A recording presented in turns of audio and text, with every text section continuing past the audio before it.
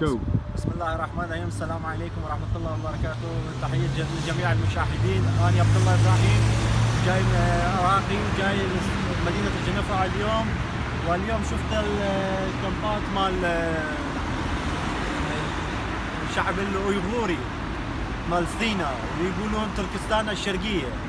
والشعب الثينا احتلهم ويعذبوهم، ما يخليهم يعيشون على كيفهم، مسلمين ما يخليهم يعيشون على ديانتهم، يعذبوهم ويخليهم على كامبات ويعذبوهم، ما يخليهم يعني، ويقتلهم، يخرب مساجد مالاتهم ويعذبهم وايد ويقتلوهم، ما يخلون يحجون على لغتهم وما يخلون يعيشون على كيفهم.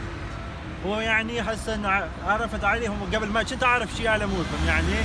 وهسه هاي الشغله، وهاي اخونا مسلم من الصين ومن تركستان الشرقيه، ودوله الصين احتلهم، وهاي العائله واهله، ابوه وعمه اخوانه واهله كله.